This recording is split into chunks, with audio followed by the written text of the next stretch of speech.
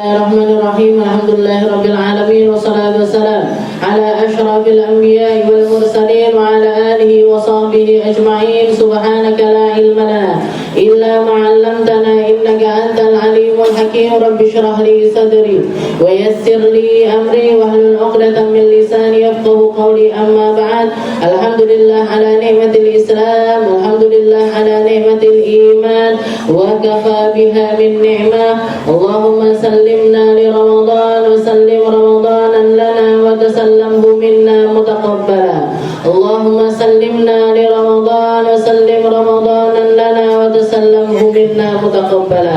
Allahumma sallimna li Ramadan wa sallim Ramadanan lana wa tasallamhu minna mutaqabbala. Amin Allahumma amin. Bismillahirrahmanirrahim. Alhamdulillahirabbil alamin.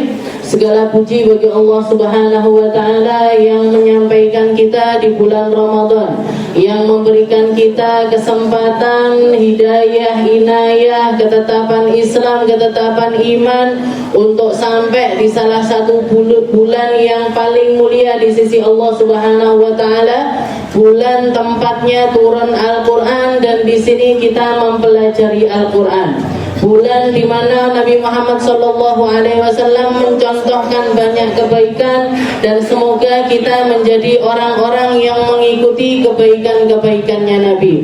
Bulan di mana Allah Ta'ala menjadikan Nabinya, menjadikan Rasulnya sebagai contoh bagi seseorang yang berpuasa dengan kesungguhan puasa, bangun malam dengan kesungguhan bangun malam, berzikir, bermunajat kepada Allah Subhanahu wa taala dengan cara yang paling diridhai oleh Allah Subhanahu wa taala, dan yang semacam itu dicontohkan oleh Nabi, diperlihatkan oleh Nabi, diikuti oleh orang-orang terbaik di zamannya Nabi, diikuti oleh para istri serta semua orang yang ada di sekitarannya Nabi, sehingga efek dari ibadah tersebut, bukti keikhlasan mereka, bukti dari kesungguhan mereka, bukti dari apa yang mereka perjuangkan selama hidupnya, berlalu waktu 1400 tahun setelahnya, dan kita masih di sini puasa Ramadan, dan kita masih di sini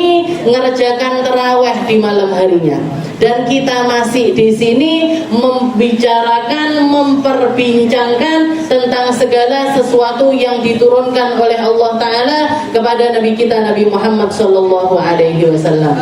Allah Subhanahu wa Ta'ala memilih Al-Quran menjadi kalam paling mulia, diberikan kepada umat yang termulia lewat perantara malaikat yang termulia, yaitu malaikat Jibril, diberikan kepada manusia paling mulia, yaitu Nabi kita Nabi Muhammad SAW.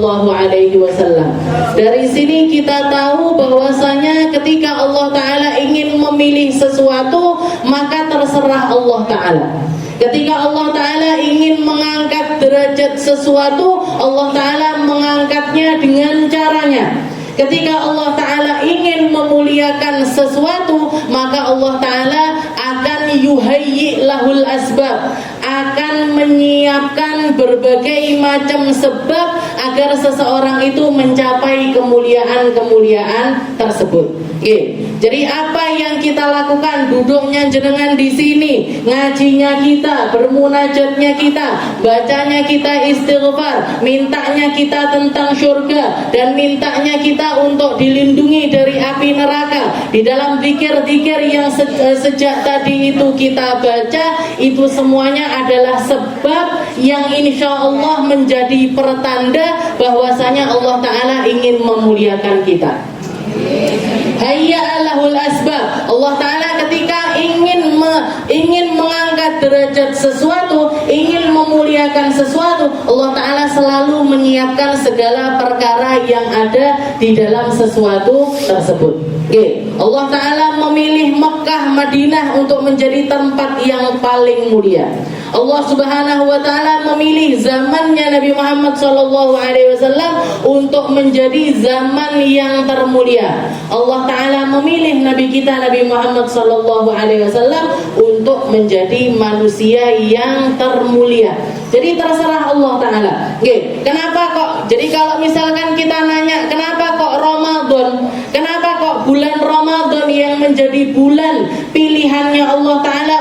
kita berpuasa dan tempat diturunkannya Al-Quran ini? Jawabannya terserah Allah. Sakarepe sing gawe.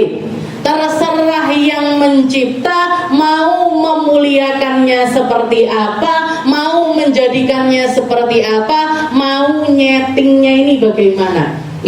Kenapa Allah Ta'ala memilih bulan Ramadan? Karena Allah Ta'ala pengen Ramadan ini memiliki kemuliaannya tersendiri. Makanya diwanti-wanti sama Nabi Muhammad SAW. Di dalam salah satu hadis dikatakan, Rasulullah mengatakan kepada para sahabat, "Atakum syahrul azim, syahrun mubarak, atakum syahru Ramadan, syahrun mubarak." Katanya Nabi Muhammad SAW, telah datang kepada kalian bulan Ramadan. Bulan apa? Bulan Ramadan itu syahrun mubarak, bulan yang penuh dengan kebaikan. Arti dari berkahnya sesuatu, kita sering dengar, jaluk anak-anak sing barokah, jaluk umur sing barokah, nyari minta rezeki yang barokah, minta ilmu yang barokah. Apa makna dari keberkahan ini? Apa sebenarnya?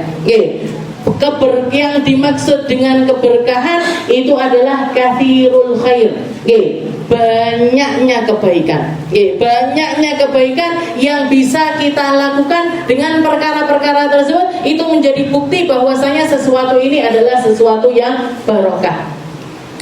Berapa banyak orang dikasih anak banyak sama Allah Ta'ala. Ada yang punya anak 6, ada yang dikasih anak 7, ada yang dikasih anak 11. Tapi ternyata gak ada satupun yang bisa berbakti kepada orang tuanya.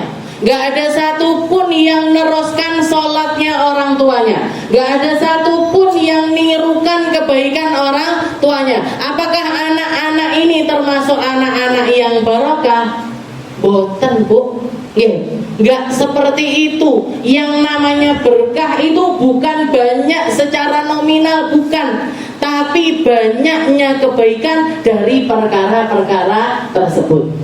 Ada orang dikasih duit sama Allah Ta'ala, dikasih harta, dikasih kekayaan, dikasih kekayaan. Dengan kekayaannya ini dia bisa memuliakan orang tuanya, bisa berbagi sama sesama, banyak sedekahnya, banyak infaknya, banyak jariahnya, bisa melakukan banyak kebaikan dengan hartanya. Inilah hakikatnya harta yang barokah. Makanya sampai Nabi Muhammad SAW mengatakan, la hasada illa fitnain. Kita itu sebagai umat Islam gak boleh hasud kecuali di dalam dua perkara. Gak boleh melek nikmatnya orang lain kecuali tentang dua kenikmatan.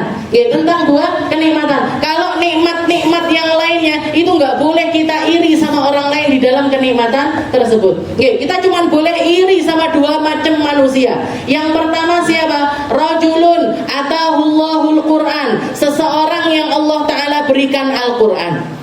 Gak cuman sampai di situ saja, bukan cuman seorang penghafal Al-Quran, bukan cuman orang yang mempelajari Al-Quran, atau bahkan guru-guru Al-Quran sekalipun, bukan, tapi para pemilik Al-Quran, wa huwa yaqra'u bihi ana al-laili wa atrafan nahar. Dia punya Al-Quran dan dia melantunkan Al-Quran siang malam. Orang punya Al-Quran dikasih kebermanfaatan dengan Al-Qur'annya. Dengan cara apa?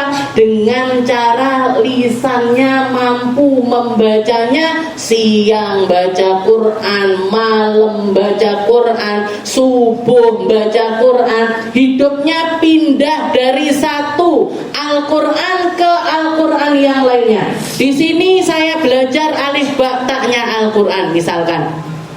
Di rumah yang dibuka di atas mejanya adalah Al-Quran. Nanti ikut majelis ngapain? Majelis hataman Al-Quran. Duduk di majelis yang lain, majelis apa ini? Majelis tafsir Al-Quran. Dan semua hal yang berkaitan dengan Al-Quran gak mungkin gak dimuliakan sama Allah Ta'ala. Semua yang bersambung kepada Al-Quran di situ akan menjadi salah satu ibadah yang paling cepat untuk mendekatkan seseorang kepada Allah Subhanahu wa ta'ala. Gak ada sesuatu hal apapun bentuk ibadah yang lainnya yang paling cepat untuk nambahi iman seseorang lebih dari Al-Quran. Yang lebih cepat untuk merubah seseorang lebih dari Al-Quran. Yang lebih cepat untuk menaikkan derajat seseorang lebih daripada Al-Quran. Lebih daripada kalamnya Allah Subhanahu wa ta'ala. Itu golongan yang pertama yang kita boleh ngiri dengannya. Tapi irinya bukan iri untuk orang ini nanti ben tak dongak nelali karo Quran boten.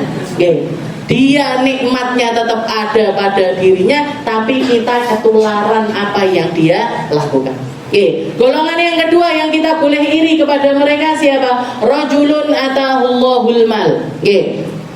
Seseorang yang Allah Ta'ala berikan harta di dalam diri orang tersebut, dikasih kekayaan sama Allah Ta'ala, dikasih harta sama Allah Ta'ala, wa huwa yatasaddaqu bihi ana al-laili wa atrafan nahar, dan penggaweane sedekah terus. Isu sedekah, awan sedekah, bengi sedekah. Pikirannya gimana caranya harta ini bukan cuma menjadi harta saya di dunia, tapi menjadi harta saya sampai akhirat nanti. Gimana caranya baju saya ini bukan cuma menjadi penutup aurat saya di dunia, tapi juga jadi penutup aib saya di hadapan Allah Subhanahu wa ta'ala. Ya Allah, saya punya rumah, saya pengen rumah ini bukan cuma menjadi tempat tinggal saya di dunia, tapi menjadi saksi-saksi kebaikan saya di hadapan Allah Subhanahu wa ta'ala. Lek digawa neng gone kuburan sudah pasti nggak bisa. Kalau dibawa secara materi kita bawa ke kuburan, nggak bisa bu, bahkan nggak mungkin dikabulkan sama anak cucunya jenengan. Nggih napa mboten? Jenengan punya gigi emas misalkan, wasiat karo anake, nak engko lek ibu mati untune ndak usah dijabut ya. Nggih. Anaknya pas lihat jenazah ibunya, lumayan iki 3 gram. Lumayan ini yang nempel di giginya ini 3 gram ini kalau dirupiahkan bisa sekitar 5 juta 9 jutaan. Lumayan. Bisa apa dia? Bisa protes apa enggak? Enggak bisa. Kalau dibawa secara materi nggak mungkin bu. Kendaraannya jenengan, bajunya jenengan, rumahnya jenengan, nggak mungkin, nggak sedeng ya. Yang protes orang banyak nanti kalau jenengan bawa ke kuburan. Kalaupun dibawa ke kuburan itu resiko diparani maling gede.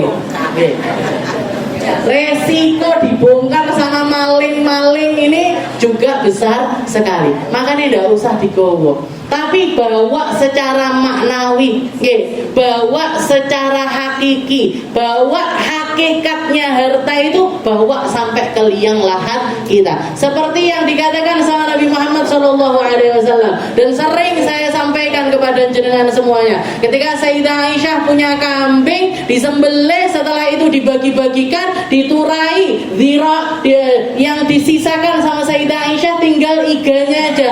Karena kepikiran Rasulullah senang sama iga. Begitu Nabi Muhammad datang nanya sama Sayyidah Aisyah, ya Aisyah, ainal ghanam, wahai Aisyah, gimana kabarnya kambing tadi gimana?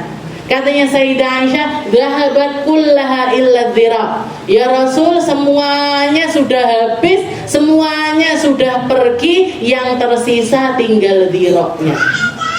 Yang tersisa tinggal iganya saja. Katanya Nabi Muhammad SAW, la ya Aisyah, nggak kayak gitu wahai Aisyah, nggak seperti itu wahai Aisyah. Bal baqiyat kullaha illa dhira. Tapi sudah menjadi hartamu yang sebenarnya, yang kamu bagikan semuanya itu yang tersisa, yang tinggal, yang belum tentu bisa jadi harta kita atau enggak. Ini tinggal dhiranya ini tadi. Jadi diwalik. Ini orang-orang yang kita harus iri kepada mereka, para pemilik harta, dan hartanya itu adalah harta yang barokah, duduk mek ditumpuk tok. Ndak cuman dihitungi, oh saldoku saiki sakmene, oh saldoku saiki sakmene. Nanti buka lemari, oh sertifikat omahku saiki sakmene. 5, 6, baru 10, mek ditumpuk tok. Nggih, ditumpuk aja enggak ngapain. Awas, kita punya pemerintah rada unik, nggih. Katanya kalau 2 bulan aset nggak dipakai disita sama pemerintah. Nah, timbangannya disita pemerintah, jenengan bagikan. Kalau nggak dibagikan diwakofkan. Itu masjid-masjid butuh tempat, jenengan kasihkan. Itu pesantren-pesantren butuh tanah, kasihkan. Itu tempat-tempat yang dipakai untuk ibadah orang, pesantren, tempat yatim dan lain sebagainya, kasihkan. Kenapa? Karena mereka-mereka ini adalah orang-orang, golongan-golongan yang semacam ini adalah mereka-mereka yang paling paham maknanya menghamba kepada Allah Subhanahu wa Ta'ala. Syahrul Quran, ini bulannya Al-Quran. Para ulama kita dulu, Bu, saya itu dulu sebenarnya kemarin-kemarin ini juga punya angan-angan seperti itu. Pengennya nirukan para salaf, pengennya nirukan orang-orang sebelum saya, pengennya nirukan para ulama-ulama yang terdahulu, semacam Imam Bukhari, semacam Imam Muslim, semacam Imam Zuhri dan lain sebagainya. Kebiasaannya para ulama-ulama itu kalau sudah masuk bulan Ramadan, majelisnya ditutupi kabeh. Lah jenengan malah jaluk buka kabeh. Sebenarnya kalau para ulama-ulama kita majelis kalau sudah masuk bulan Ramadan, sebelum Ramadan penutupan, tawakufan. Kenapa? Ketika ditanya para Imam Az-Zuhri misalkan, ketika menjelang Ramadan majelisnya ditutup, majelis hadisnya ditutup, majelis sirahnya ditutup, semua majelisnya ditutup. Beliau enggak pengen ketemu siapa-siapa, enggak pengen kumpul sama siapa-siapa. Ketika ditanya sama Imam Zuhri, kenapa wahai Imam kok ditutup majelisnya? Kenapa? Katanya beliau, hadza waqti, ini adalah waktu saya ma'al Quran wa it'amut ta'am. Cuman 2 amal ini yang saya fokuskan selama bulan Ramadan. Apa itu? Al-Quran sama sedekah ngasih makan orang yang puasa. Balil Quran wa it'amut ta'am. Ini bulan saya untuk fokus sama Al-Quran, fokus untuk ngasih makan kepada orang-orang yang berbuka. Jadi hidupnya dihabiskan selama 1 bulan penuh itu dihabiskan untuk interaksi mereka dengan Al-Quran. Makanya banyak diantara mereka, Imam Bukhari misalkan, Imam Bukhari itu kalau sudah masuk bulan Ramadan hatam Al-Quran setiap hari.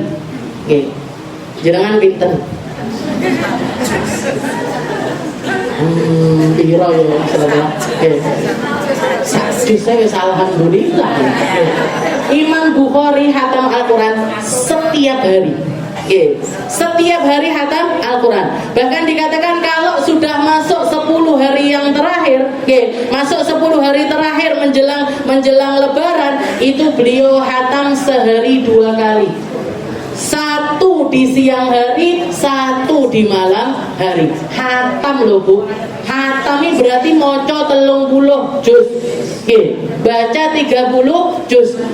Itu pagi, siang beliau hataman, di subuh hari itu nanti hataman, nanti di waktu asar juga hataman lagi. Kan bedanya jauh sekali sama kita. Awake dhewe ping 1 koyoke. Ya kalau rezeki 2 kali.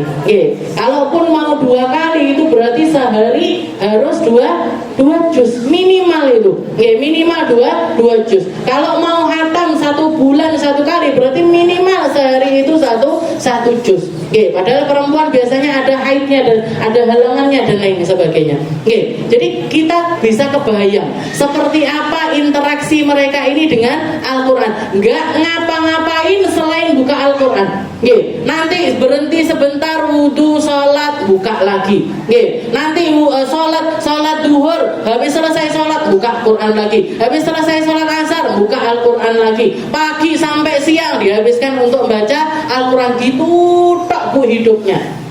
Selain itu waktunya dipakai untuk apa? Dipakai untuk mikirin apa yang saya sedekahkan kepada orang-orang yang lagi puasa. Bagi-bagi apa ya?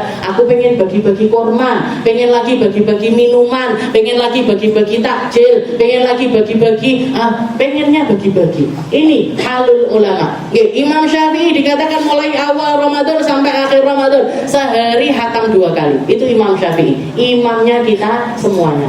Makmume masalah imamnya kita semuanya ini hatam sehari dua kali selama bulan Ramadan. Dan yang semacam itu banyak. Imam Nasai, Imam Zuhri, Imam Abu Hanifah, Imam Malik, yang semacam mereka ini banyak sekali yang menghatamkan Al-Quran berkali-kali selama bulan Ramadan. Datang orang ngomong, tapi kan katanya Nabi Muhammad SAW nggak boleh man khatamal Quran qabla thalathati ayyam falam yafqahul Quran. Barang siapa yang hatam Al-Quran kurang dari 3 hari, kurang dari 3 hari, berarti dia adalah orang yang nggak ngerti. Mungkin nggak Imam Bukhari nggak ngerti? Mungkin nggak Imam Syafi'i nggak ngerti hadis ini? Mungkin nggak Imam Zuhri nggak ngerti tentang hadis ini? Mereka orang-orang yang paling paham. Yang dimaksud sama Nabi Muhammad SAW hatam Al-Quran kurang dari 3 hari, ini adalah hataman dalam bentuk tadabburul Quran. Kalau kita mau mentadaburi Al-Quran, baca ngenik makna, itu paling cepatnya 3 hari hatam. Kalau kurang dari 3 hari itu biasanya cuman mek moco bacaan huruf. Tapi bacaan huruf pun adalah sesuatu yang baik. Jadi para ulama itu selain hataman huruf, hataman huruf itu ya gitu, baca huruf-huruf mulai dari Al-Fatihah sampai An-Nas. Per huruf itu dibaca semuanya. Per kalimat itu dibaca semua. Juz 1, lanjut juz 2, lanjut juz 3, nah terus sampai juz 30. Itu namanya, kalau kita menyelesaikannya, namanya hataman bil harf. Hataman pakai hurufnya. Ada juga hataman majlis kayak kita ini. Baca tafsir juz amma sekarang ini. Harapannya ngatamin Al-Quran pakai tafsirnya. Tapi lek carane mocone ben Ramadan tok. Setelah itu selama Ramadan paling dapat 1 surat 2 surat, niki kiamat kurang rong dino lagi hatam. Kiamat kurang 2 hari baru hatam. Kayaknya saya sudah nggak ada, jenengan semuanya juga sudah nggak ada. Entah ini nanti dihatamkan sama generasinya siapa. Jadi yang pasti interaksi dengan Al-Quran itu semuanya baik. Mau jenengan ngaji tafsir, mau jenengan bacanya secara huruf-huruf, saya masih blekak-bleku saya ngajinya, nggak apa-apa Bu, pede aja di depan Allah Ta'ala. Pokoknya jenengan nggak jadi imamnya ngaji. Jadi orang itu yang paling penting itu tahu kapasitas diri. Oh aku nggak fasih, oh saya ngajinya masih blekak-bleku, oh saya ngajinya masih belum bener. Ojo terus aku wis ngaji yo ning gone Darussalam. Mulai nang kampunge langsung saiki aku sing ngimami. Sekarang saya ajalah yang maju paling depan. Jadi paling enggak kita tahu kapasitas diri kita. Kalau kita memang ngajinya sudah mulai benar, ditasih sama Ustazah Nur misalkan, atau Ustazah siapapun yang mentasih kita, guru-guru kita mengatakan, oh Fatihahnya jenengan sudah benar Bu, silahkan kalau mau jadi imam silahkan. Oh Bu, Yasinnya sudah benar, sudah mulai benar, silahkan kalau mau jadi pemimpin di kampungnya silahkan. Nah, selama kita itu punya guru, kita bisa menakar kapasitas kita. Ojo kepedean. Jangan terlalu awal untuk menjadi istilahnya maju ke depan ketika kita itu bacaan Al-Qur'annya masih belum bagus. Jadi sekarang kita akan mengkaji tentang surat Al-Humazah. Jadi saya lihat YouTube saya tahun kemarin. Tahunya dari YouTube Bu, karena yo lali tahun kemarin terakhir surat apa, Nggih. Jadi saya lihat nggih kita terakhir adalah mengkaji surat Al-Fil. Nggih, terakhir kita ngaji surat Al-Fil dan sekarang kita akan masuk ke dalam surat Al-Humazah. Nggih. A'udzubillahi minasyaitonirrajim. Bismillahirrahmanirrahim. Suratul Humazah Makkiyah atau Madaniyah wa hiya 9 ayat. Wailul likulli humazat, wailul likulli humazatil lumazah. Alladhi jama'a malahu wa 'addadah yahsabu anna malahu akhladah kalla la yunbadanna fil hutamah wa ma adraka mal hutamah narullahil muqadah allati tattali'u 'alal afidah innaha 'alaihim muqsadah fi 'amadim mumaddadah. Nah, ini masih surat langganannya jenengan gitu. Masih surat langganannya kita semuanya. Jadi paling enggak kita ngerti maknanya. Paling enggak ketika kita baca kita paham, oh yang dimaksud sama Allah Ta'ala ini. Oh Allah Ta'ala kita baca sabbihis misalkan, oh sabbihis marabbikal a'la. Oh Allah Ta'ala ini nyuruh saya untuk bertasbih. Dan jadi ayat-ayat Al-Quran itu ketika kita pahami maknanya, kita akhirnya bisa interaksi sama Allah Ta'ala.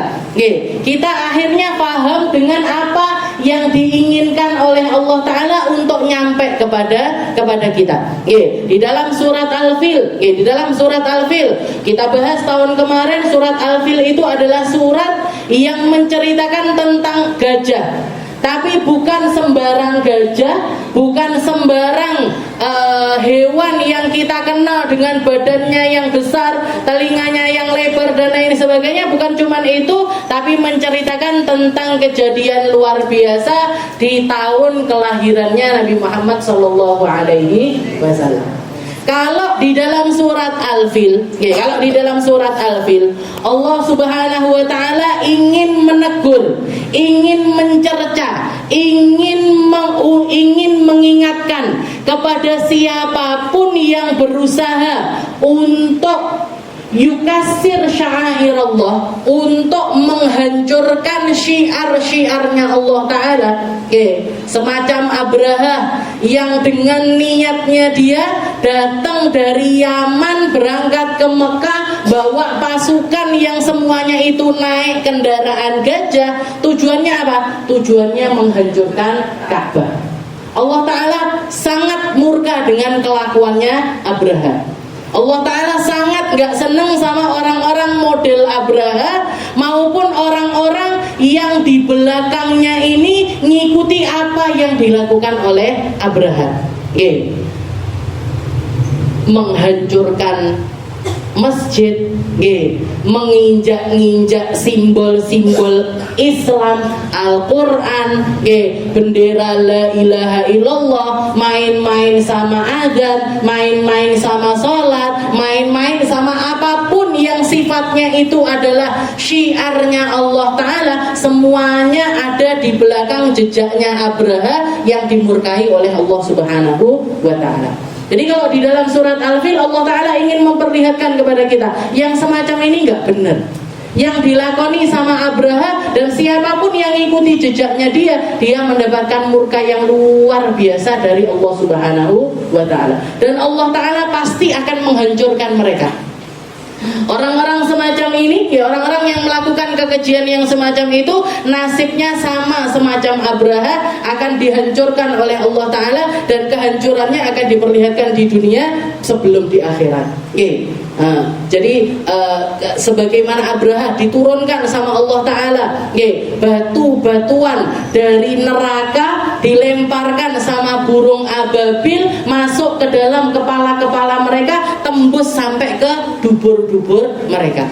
Yang dengan panasnya batu tersebut, dikatakan yang dengan panasnya batu tersebut bukan cuma jatuh setelah itu nembus sampai ke bawahnya saja, enggak, tapi dengan panasnya itu akan menghancurkan seluruh organ dalamnya sampai luarnya, sehingga mereka hancur lebur, enggak tersisa lagi. Nah, jadi makanya dikatakan di dalam surat Al-Fil, di akhir Allah Subhanahu wa Ta'ala mengatakan tarmihim bihijaratin min sijil faja'alahum ka'asfim ma'kul. Kalau kamu melihat bagaimana kejadian Allah Ta'ala menghancurkan Abraha, kamu bisa membayangkan seperti sebuah daun yang digerogoti sama ulat. Sampai seperti apa? Sampai habis, nggak bersisa lagi. Maka area Ka'bah yang harusnya setelah kejadian itu tadi, kejadian penghancuran besar-besaran, bukan cuma manusia yang dihancurkan sama Allah Ta'ala, kendaraan-kendaraannya dan semua yang dibawa sama mereka dihancurkan dalam satu waktu. Harusnya kan area Ka'bah ini berdarah-darah, banyak mayat, banyak ini dan lain-lain. Tapi dengan caranya Allah Ta'ala nggak tersisa satu bangkai pun di hadapan, di sekitaran Ka'bah, karena dihancurkan sama Allah Ta'ala sehancur-hancurnya. Nah itu orang-orang yang yukassir sya'airallah, yang kurang ajar sama simbol-simbolnya Allah Ta'ala. Maka di dalam surat Al-Humazah ini Allah Ta'ala menghinakan ataupun juga mencaci maki orang-orang yang menghinakan harga diri orang lain. Yukassirul khawatir, yang merendahkan orang lain, yang mencaci orang lain, yang ghibahin orang lain. Nah ini semuanya masuk di dalam golongan ini. Di awal ayat Allah Ta'ala mengatakan wailun. Wailun, apa itu wail? Wail itu adalah tahdidun minallah, kalimat cercaan dari Allah Ta'ala, kalimat hinaan dari Allah Subhanahu wa Ta'ala. Sungguh celaka. Biasanya mengartikannya seperti itu. Kalau diartikan di dalam bahasa Indonesia, biasanya diartikan celaka, sungguh celaka. Wailun itu sendiri diambil dari kalimat wail itu wadi fi jahannam, salah satu lembah yang ada di nerakanya Allah Ta'ala. Jadi bisa dikatakan Allah Ta'ala mentahdid mereka, Allah Ta'ala mencerca orang-orang ini tadi modelan al-humazatil lumazah. Al-humazatil lumazah, orang-orang semacam mereka nanti tempat kembalinya adalah di neraka yang namanya neraka wail. Neraka wail ini modelnya seperti apa?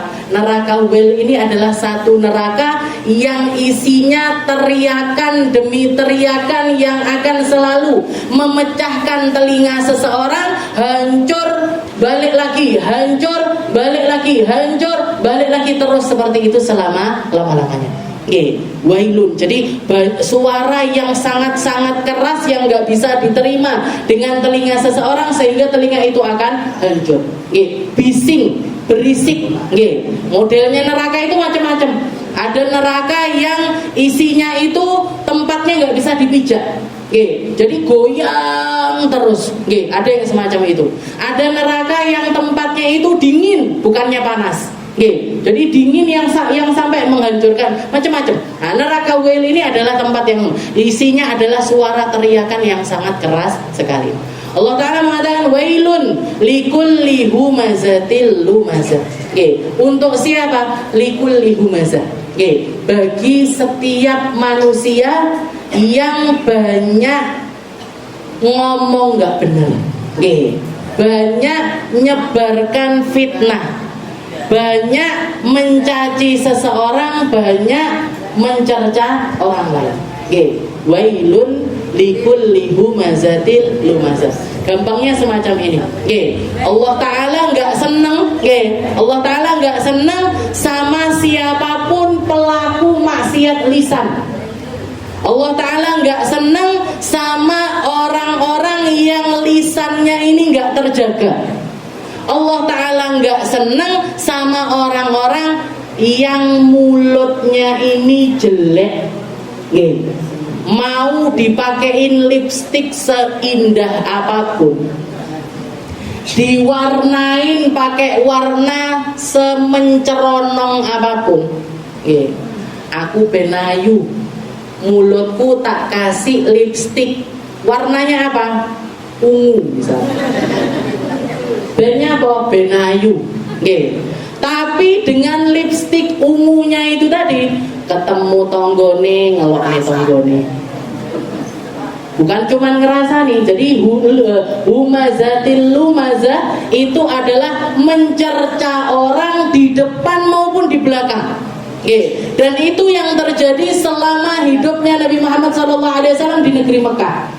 Nabi Muhammad begitu diutus sama Allah Ta'ala mengikrarkan tentang kenabiannya, mendakwahkan tentang la ilaha illallah, maka penduduk Mekah ini gak berhenti mencaci Nabi Muhammad SAW, mau di depannya Nabi ataupun di belakangnya Nabi, mau ditampakkan di hadapan Nabi ataupun di belakangnya Rasulullah SAW. Itu mayoritas orang Mekah. Dan di antara mereka, di antara orang-orang Mekah ini ada yang paling sadis di dalam ucapan-ucapan mereka kepada Nabi Muhammad SAW. Di antara mereka ada orang yang namanya Akhnas bin Syuraib, ada yang namanya As bin Wa'il, ada yang namanya Umayyah bin Khalaf, ada yang namanya Abu Jahal, orang yang paling dekat sama Rasulullah SAW, ada yang namanya Abu Lahab. Ini ranking 5-nya orang-orang yang paling sering mencaci maki Nabi Muhammad SAW, pakai lisan mereka, pakai tangan mereka, pakai harta mereka, pakai apapun yang mereka miliki, mereka berusaha untuk menghancurkan Nabi Muhammad SAW. Dikatakan salah satunya pamannya Nabi Muhammad, pamannya Nabi yang namanya Abu Lahab, itu setiap kali Rasulullah keluar rumah diikuti di belakangnya, Bu. Diikuti di belakangnya. Nanti Rasulullah ke pasar, setelah itu mendakwah di depan orang-orang. Ayyuhan nas, qulu la ilaha illallah tuflihu. Wahai orang-orang, masuklah Islam, baca la ilaha illallah, nanti kamu akan jadi orang yang selamat. Abu Lahab langsung datang mendekat di sebelahnya Nabi, setelah itu mengatakan, ojo percaya, ojo percaya, ojo percaya. Jangan percaya, jangan percaya, jangan percaya. Bohong ini, pembohong ini, penyihir ini, tukang tenung ini, tukang santet ini, dukun ini. Apapun yang bisa dia ucapkan, apapun yang bisa dia cacikan kepada Nabi Muhammad SAW, dicacikan. Bahkan sampai caciannya Nabi yang paling terkenal, Nabi Muhammad, orang-orang Mekah itu kalau sudah julukin Nabi atau ngomongin Nabi, gak lagi pakai nama Muhammad, gak lagi pakai namanya Rasulullah SAW, enggak, tapi mereka membicarakannya dengan kata-kata Ibnu Abi Kabasyah. Wilo, anake tukang gembala kambing. Ibnu Abi Kabasyah. Abi Kabasyah ini siapa? Suaminya Sayyidah Halimatus Sa'diyah, orang dusun, orang desa, tempat Nabi hidup, tempat Nabi tinggal sekitar 2 tahun lebih di sana. Jadi nggak lagi dipanggil Muhammad bin Abdullah, enggak, tapi dipanggilnya itu Ibnu Abi Kabasyah, Ibnu Abi Kabasyah. Bahkan dikatakan di depan Raja Mesir sekalipun, ketika Raja Mesir ini datang, di depannya itu salah satu orang kafir Quraisy yang lagi dagang di depan raja. Datang suratnya Nabi Muhammad SAW. Setelah itu raja tersebut nanya sama laki-laki tersebut. Dikatakan yang di depannya Nabi Abul As. Abul As ditanya, wahai Abul As, kaifa halu ibnu akhi, bagaimana kabar dari saudaramu yang namanya Muhammad? Dia ngirimi saya surat. Katanya Abul As mengatakan, laqad kabura amra ibnu Abi Kabasyah. Ternyata kejadiannya Muhammad atau apa yang dakwahnya Muhammad ini sudah semakin besar sampai bisa kirim surat ke raja-raja. Sampai bisa kirim surat ke orang-orang yang mulia. Jadi tetap pakai caciannya yang mengatakan Ibnu Abi Kabasyah. Enggak pakai nama Muhammad bin Abdullah. Ini orang-orang. Jadi selama 13 tahunnya Nabi Muhammad di negeri Mekah, itu cacian makian itu enggak pernah berhenti. Abu Jahal dikatakan setiap hari sejak Nabi Muhammad SAW mendakwahkan dirinya sebagai seorang nabi, tong sampah rumahnya itu pindah. Gak lagi ke tong sampah, tapi dilempar ke terasan rumahnya Nabi Muhammad Shallallahu Alaihi Wasallam. Jadi bendino Rasulullah setiap kali keluar rumah, kalau enggak kotoran, kotoran bu, kotorannya unta, kotorannya kuda, kotorannya sapi itu bukan cuman disebar gitu aja, enggak, di jelentreh-jelentrehnya istilahnya diusap-usapkan di dinding-dinding rumahnya Sayyidah Khadijah. Nanti Nabi Muhammad ngelihat kotor kayak gitu, dibersihin sama Nabi. Dibuang sampahnya. Besok lagi kelihatan kayak gitu, dibersihkan lagi. Terus seperti itu selama 13 tahun. 3 tahun terakhir paling parahnya, setelah meninggalnya Sayyidah Khadijah, setelah meninggalnya pamannya Nabi, itu menjadi tahun-tahun yang paling mengerikan untuk Nabi Muhammad Shallallahu Alaihi Wasallam. Katanya Allah Subhanahu Wa Taala, wailun likulli humazatil lumazah. Neraka wail tempatnya orang-orang yang suka mencaci maki. Pengikutnya siapa? Pengikutnya orang-orang ini tadi, Umayyah bin Khalaf, As bin Wa'il, Akhnas bin Syurai, dan lain sebagainya, Abu Jahal, Abu Lahab. Ini senasib ini nanti sak neraka karo mereka. Satu neraka sama mereka. Sayyidina Abdullah bin Abbas mengatakan yang dimaksud dengan humazatil lumazah ini siapa? Al-masya'una bin namimah. Orang-orang yang jalan di atas muka bumi ini bawa namimah. Namimah ini apa? Ngadu domba, ngedu-ngedu, senengane ngedu-ngedu. Jadi pergi ke sini ngomong begini, nanti pergi ke sini lain lagi ceritanya. Biar apa? Biar yang ini sama yang ini tukaran. Ngomong di sini, ngomong di sama temennya yang ini begini, ngomong sama temennya yang ini lagi lain lagi. Nanti biar apa? Biar tengkar. Ini siapapun yang melakukan hal yang semacam itu, maka dia dianggap sebagai namam. Katanya Nabi Muhammad SAW, la yadkhulul jannah namam, gak akan masuk surga orang yang hidup dengan cara semacam itu. Jadi karena orang kalau sudah melakukan namimah, orang kalau sudah melakukan namimah itu yang pasti hatinya itu reget, hatinya penuh kebencian, hatinya penuh dengan keburukan. Sehingga apa? Sehingga dia pengen keburukan ini keluar dengan cara orang lain ini terjadi hal-hal yang buruk di antara mereka. Kalau sudah terjadi hal-hal yang buruk, ya baru dia senang, baru dia puas. Dan itu adalah permasalahan yang berat sekali di dalam hati seseorang, siapapun itu. Yang mecah belah antara suami istri, yang mecah belah antara anak dengan orang tuanya, yang mecah belah antara saudara dengan saudara yang lainnya, meskipun pelakunya adalah orang rumah itu sendiri. Maka mereka adalah pelaku namimah. Moro tua, delok anake karo bojone kok akur-akur, enak men. Iki anakku, aku didik kecili, kok duitnya dikekne bojone, gak dikekne aku. Akhirnya apa? Akhirnya bikin kerusakan-kerusakan di antara mereka. Orang tua yang terlalu ikut campur sama keluarga anaknya.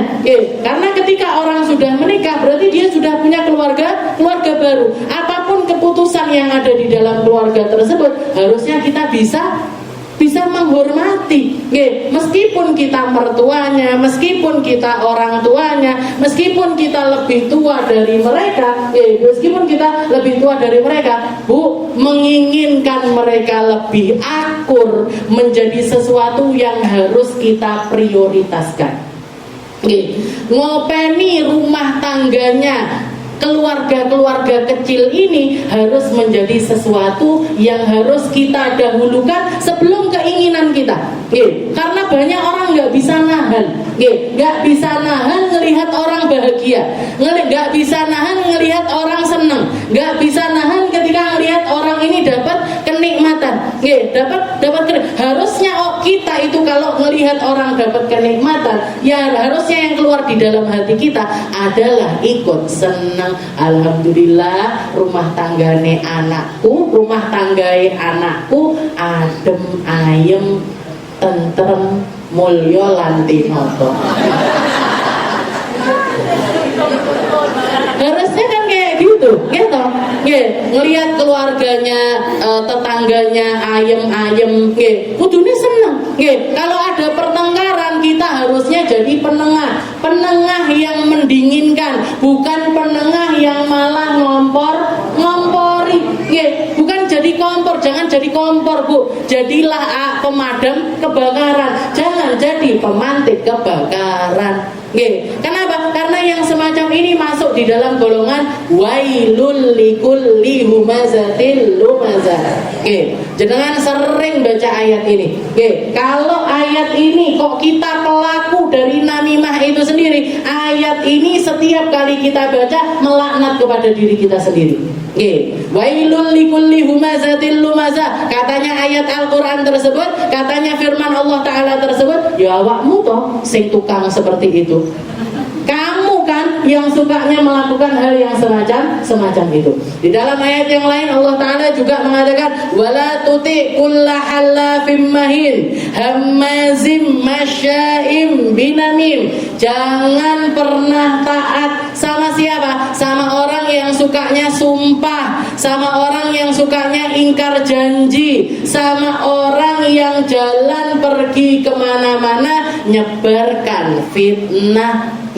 Makanya ketika kita datang satu berita ke telinga kita, Bu, jangan diceritani sesuatu sama orang, jangan langsung ditelan mentah-mentah, jangan langsung ditelan, jangan langsung didengar, jangan langsung dimasukkan ke dalam hati. Misalkan jangan dengar, saya misalkan Ustazah, itu loh Ustazah muridnya jenengan yang duduknya di depan jenengan. Misalkan, ini saya kasih contoh misalkan. Itu loh Ustazah kalau di luar majelis ngelek-ngelek jenengan. Nah itu jangan langsung dimasukkan ke dalam hati. Kenapa? Karena saya nggak dengar langsung omongan tersebut di hadapan saya. Saya cukup mengatakan mosok tobu, masa iya, tapi jangan dipercaya. Jangan dipercaya. Sampai apa? Kalau memang mau meluruskan keadaan tersebut, kalau memang pengen tahu duduk permasalahannya secara benar, langsung dipanggil aja orangnya. Yang mana? Oh, yang jilbabnya kuning misalkan.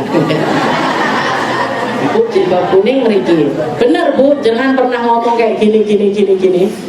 Ibunya bilang, boten Ustazah, cukup. Berarti apa? Yang ini tadi penyebar fitnah. Yang ini tadi ngomongnya nggak benar. Ngomong nggak benar. Seperti itu harusnya. Jangan mau dapat cerita apapun dari siapapun, dari siapa, sedekat apapun jenengan sama orang-orang tersebut. Kalau dengar satu berita, jangan langsung dimakan, jangan langsung ditelan, tapi datangkan dari kedua belah pihak. Ini ngomong versinya ini gimana, dicari jalan tengahnya. Disitulah orang-orang kebijaksanaan itu akan terjadi. Tapi kalau langsung percaya sama yang ini, akhirnya benci sama yang ini. Katanya Allah Ta'ala tutik.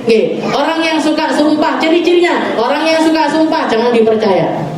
Hamazin, yang sukanya ngomong ngalor ngidul, nggak ada filternya. Jangan gampang percaya sama orang-orang semacam yang hidupnya itu guyon terus. Bahkan yang serius pun dianggap guyon. Waktunya serius pun dipakai guyon. Waktunya untuk dia ngomong yang benar, yang lurus, yang serius, tetap guyon. Nah ini jangan percaya sama orang-orang semacam ini. Hamazin masya'im binamim, terutama adalah para pelaku namimah, jangan dipercaya. Dan paling banyaknya orang di dalam kuburan dapat azab dari Allah Ta'ala selama dia ada di dalam kuburan, salah satunya adalah karena namimah ini.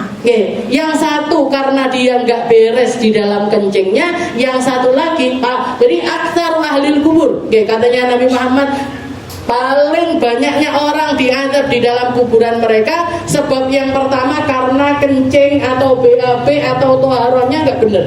Belajar ngaji toharohnya nggak beres, belajar cara ceboknya nggak bener, belajar cara dia bersihin kemaluannya nggak bener. Ini paling seringnya orang diazab di dalam neraka. Kenapa? Karena tanpa terasa dia ibadah bawa najis.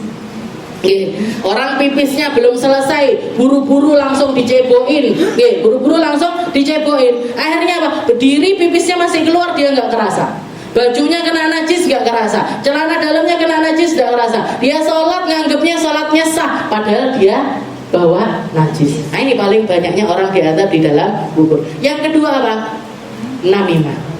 Yang kedua adalah orang-orang yang suka ngadu domba. Dan ini penyakit namimah ini kadang-kadang kita nggak terasa. Kadang-kadang kita nggak terasa. Asal muasalnya dari mana? Asal muasalnya dari dalam hati kita, Bu.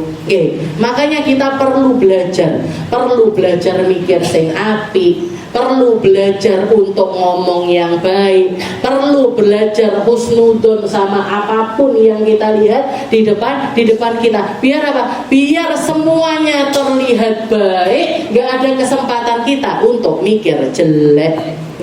Karena kalau kita nuruti ke sana nyari aibnya orang ini. Orang kalau sudah pikirannya jelek, hatinya jelek, yang kelihatan semuanya jeleknya, Bu. Jenengan duwe bojo, apike enek 1000, eleke sitok, sing ketok eleke. Yang kelihatan jeleknya. Tapi kalau orang kacamatanya ini baik, buruknya 1000, baiknya 1, yang kelihatan baiknya. Yang kelihatan adalah kebaikan yang Nabi Muhammad SAW orang yang enggak punya tempat keburukan di dalam dirinya. Sehingga apa? Sehingga melihat apapun yang dilihat sama Nabi Muhammad baiknya. Pernah Rasulullah itu kelihatan, lagi jalan-jalan, kelihatan ada sekelompok anak kecil-kecil, mainan adzan, jadi saut-sautan adzan tapi dikelok-kelokin dengan nada kayak istihza, kayak main-main, guyonan pakai adzan, Allahu Akbar, Allahu Akbar, Allahu Akbar, istilahnya di nada-nada seperti itu. Ini para sahabat ini marah, anak kecil-kecil, anak umur 7 tahun, 5 tahun, 9 tahun dan lain sebagainya. Para sahabat ini sudah marah, ya Rasul, ini anak kecil-kecil ini kurang ajar, ini anak kecil-kecil ini main-main sama adzan. Ini syiar, termasuk syiar terbesarnya Allah Ta'ala. Maka Nabi Muhammad SAW mengatakan, enggak, tunggu, diam, biar saya dengarkan lebih seksama apa yang mereka baca. Selesai didiemin sama Nabi. Setelah selesai mereka main-main seperti itu, dipanggil semuanya sama Nabi Muhammad. Dipanggil, dijejer nih di depan Nabi. Katanya Rasulullah SAW, inilah asma'anna ahadukum lahu sautun hasan. Saya melihat di antara kalian tadi samar-samar saya dengar ada yang suaranya itu bagus. Jajal adzan siji-siji sekarang. Suruh adzan di depan Nabi Muhammad satu-satu. Suruh adzan di depan Nabi Muhammad satu-satu. Ternyata benar ada salah satu di antara mereka yang punya suara bagus sekali. Maka Nabi Muhammad mengatakan, wahai kamu anak kecil, mulai hari ini kamu jadi petugas adzan di masjid yang sini setiap kali waktu azan. Kalau yang lainnya dengernya guyonannya anak kecil, Nabi Muhammad dengernya suaranya anak-anak yang bagus. Ini hatinya Nabi Muhammad SAW. Gak ada keburukan tersisa sama sekali di dalamnya. Sehingga apa? Sehingga ngelihat orang semuanya yang dilihat baiknya. Jadinya apa? Gak gampang nesu, gak gampang emosi, gak gampang emosi. Kalau melakukan sesuatu itu pelan-pelan. Nabi Muhammad pernah, Bu, malu harusnya beliau melihat ketika Rasulullah SAW berkunjung di rumahnya Sayyidah Sofia, datang Sayyidah Aisyah bawa makanan, istilahnya karena cemburu sama Sayyidah Sofia, ini piringnya Sayyidah Sofia ini dibanting di depan Nabi, di depan sahabat-sahabatnya Nabi. Jangan bayangkan, enek wong lanang duwe bojo akeh, punya istri banyak, di depan teman-temannya laki-laki. Tahu-taunya istrinya dua ini tadi tukaran, istilahnya tengkar, gara-gara cemburu sampai piring saudaranya ini dipecahkan. Tapi Nabi Muhammad SAW mukanya datar, Bu, nggak terus melbu mah tak ajar pun menjero mah, boten dia. Enggak seperti itu Nabi Muhammad. Rasulullah justru mengatakan laqad gharat ummukum Aisyah. Lihat ibumu. Sayyidah Aisyah kan masih kecil. Umurnya belum 20 tahun. Ketika ditinggal wafat Nabi aja umurnya belum sampai 20 tahun. Katanya Nabi Muhammad laqad gharat ummukum Aisyah. Ini ibunya kalian semuanya, Sayyidah Aisyah, lagi cemburu sama Sayyidah Sofia. Setelah itu diluruskan sama Nabi Muhammad, wahai Aisyah, kamu mecahin piringnya Sofia, sekarang piringmu gantenono kekno Sofia. Nah ini Rasulullah Shallallahu Alaihi Wasallam, gak gampang emosi, gak gampang marah, gak gampang marah, memutuskan sesuatu itu sesuai dengan apa yang harusnya dilakukan. Wailul likulli humazatil di benak nih hati niku. Makanya Ramadan ini waktunya kita untuk berbenah diri. Utamanya adalah benahin hati, diperbaiki cara pandangnya, diperbaiki cara melihatnya, diperbaiki cara kita untuk melakukan segala sesuatu. Jadi jangan niatkan, ya Allah saya puasa, dosa dohir saya bersihkan, dosa batin saya juga bersihkan. Ya Allah, apa yang pernah saya lihat pakai mata saya, bersihkan dosa-dosanya ya Allah, dan balikkan agar bisa melihat dengan cara yang lebih baik. Jadi memutuskan sesuatu dengan baik, melakukan sesuatu juga dengan baik, jangan sampai jadi orang-orang yang semacam ini. Wailul likulli humazatil. Jadi asalnya sebab turunnya karena orang-orang yang sezaman dengan Nabi Muhammad SAW, semacam Abu Jahal dan lain sebagainya. Tapi secara umum ayat ini berlaku kepada siapapun yang melakukan hal yang sama dengan yang dilakukan oleh mereka. Yang sukanya nyaci orang, yang sukanya maki orang, yang sukanya ngomong jelek kepada orang lain. Bahkan dikatakan, ini kalau jenengan belajar fikihnya mubtilatus shaum atau perkara-perkara yang membatalkan puasa, ada perkara yang membatalkan puasa dan wajib mengqadha puasa tersebut. Ada yang membatalkan puasa tapi nggak wajib untuk mengqadha'i puasa tersebut, tapi pahalanya hilang. Kenapa? Katanya Nabi Muhammad SAW, kam min saim, laisa lahu min siyamihi illal ju' wal 'atash. Berapa banyak orang puasa tapi nggak dapat apa-apa dari puasanya kecuali lapar sama haus. Ini siapa ini mereka? Para pelaku maksiat di siang Ramadan. Para pelaku maksiat di siang Ramadan. Dan mayoritas maksiatnya ini kaitannya pakai alambi, pakai mulut, pakai mulut. Dosa yang pertama ghibah. Jangan Ramadan ghibah entek ku pahalane. Ramadan namimah habis pahalanya. Ramadan bohong sama orang lain, bahkan tentang hal kecil sekalipun hilang pahala puasanya. An-nadharul muharramah, melihat sesuatu yang haram, yang diharamkan sama Allah Ta'ala, itu juga membatalkan pahala puasa. Al-halaful kadzib, qauluz zur, sumpah palsu dan juga sumpah bohong, itu semuanya adalah perkara maksiatnya lisan yang kalau dilakukan selama Ramadan, gak mek siang tok lho Bu, nanti ganti majelis ribae, ganti bengi ae, kan orang-orang puasa. Podo ae, ribanya di malam hari, pahala puasa siangnya juga ikut batal. Jadi kita dapat aturan-aturan yang semacam itu bukan berarti dipilah-pilah ya. Dipilah-pilah. Kok ribae kok baru tarawih. Majelis ribae ganti bengi. Enggak seperti itu, tapi Ramadan sebulan penuh seperti yang dikatakan sama Nabi Muhammad SAW, man qama Ramadan, barang siapa yang bangun selama Ramadan imanan wa ihtisaban, ghufira lahu ma taqaddama min dzambi wa ma ta'akhkhar, dapat ampunannya dari Allah Ta'ala. Mungkin Allah Ta'ala memperbaiki puasa kita, mungkin Allah Ta'ala memahamkan kita tentang makna Islam dan juga iman, mungkin Allah Ta'ala menjadikan kita hamba-hamba yang berpuasa dengan sebenar-benarnya puasa, dapat pahala dengan pahala-pahala yang sebenarnya. Nggak jadi puasa kita nggak menjadi puasa yang berlalu hanya sebagai lapar dan haus saja.